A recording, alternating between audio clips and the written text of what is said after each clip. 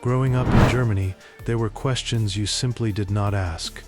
Today, I'm going to answer every single one of them. The Third Reich lasted only 12 years, yet it produced more enduring mysteries, conspiracy theories, and unanswered questions than almost any other period in human history. Why? Because the Nazis were obsessed with secrecy, with myth, and with...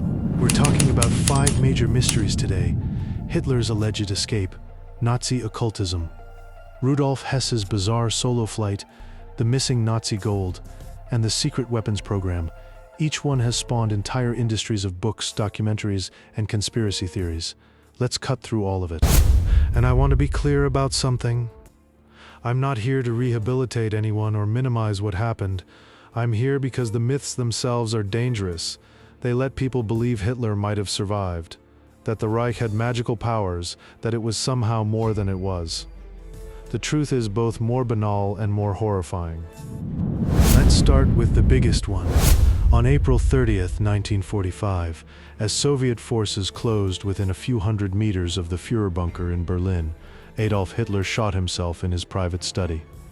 Eva Braun, his wife of less than 40 hours, took cyanide beside him.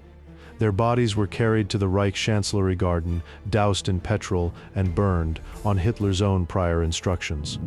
Multiple eyewitnesses confirmed this. Hitler's personal adjutant Otto Gunsche, his valet Heinz Ling, Rokas Misch, the last surviving bunker witness, gave interviews until his death in 2013, saying the same thing every single time. Hitler died in that bunker. So where did the Argentina story come from? In the chaos of 1945, the Soviets recovered the burned remains but kept their findings secret for decades. Classic Cold War information control. Stalin himself reportedly told Allied leaders that Hitler might have escaped, possibly to Spain or Argentina. The Soviet dental records, which they finally released, matched Hitler's known dental work precisely. A 2018 French forensic study examined teeth held in Moscow archives and confirmed they were Hitler's. The DNA, the dental records, the eyewitness testimony, all consistent, all pointing to the same conclusion. Now, did Nazis escape to Argentina? Absolutely. Hundreds of them. The Odessa network, the rat lines run partly through the Vatican, through Spain. These were real. Adolf Eichmann lived in Buenos Aires until Israeli Mossad agents kidnapped him in 1960. Joseph Mengele spent decades in South America. But Hitler? No credible evidence. None. The man who said he would never be captured wasn't. As a German, I can tell you, the Hitler escape myth is uniquely painful because it implies he outsmarted everyone, that he won somehow by disappearing. German historians reject this completely. The Bundesarchiv, the Institute for Contemporary History in Munich, they are unambiguous. He died in Berlin. And verdict: Hitler died in Berlin on April 30th, 1945. Now onto something that sounds insane, because parts of it genuinely were. Heinrich Himmler, the head of the SS, was obsessed with the occult, not as a hobby, as a state project. In 1935, he founded the Ahnenerbe, which translates roughly as ancestral heritage. Its official purpose was to research the history and culture of the Aryan race. Its actual activities ranged from legitimate. The Ahnenerbe sent expeditions to Tibet, Scandinavia, the Middle East, and South America.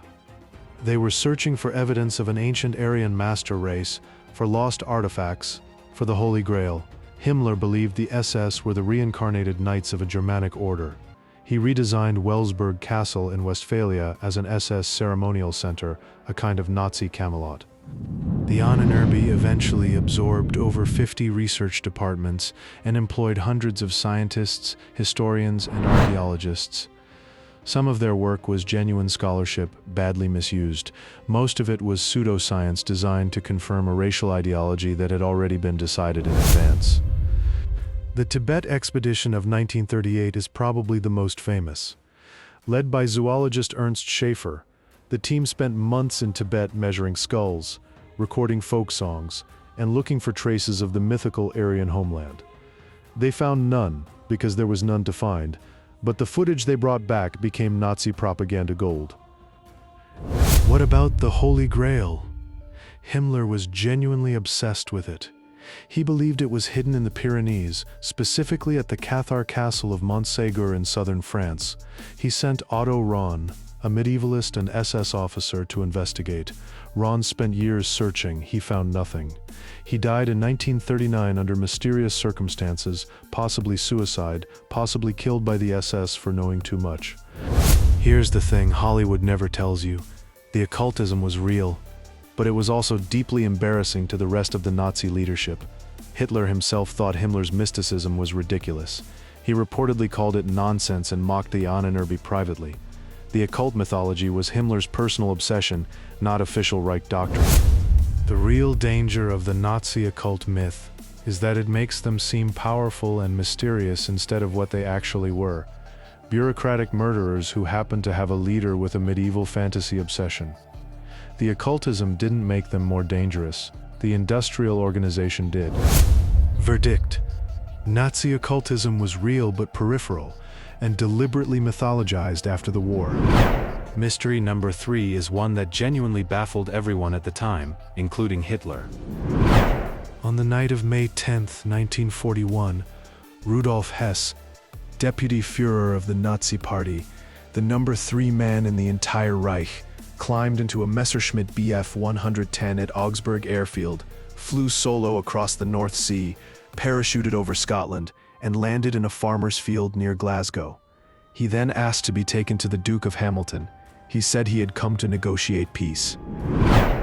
The geopolitical context matters enormously here. In May 1941, Hitler was...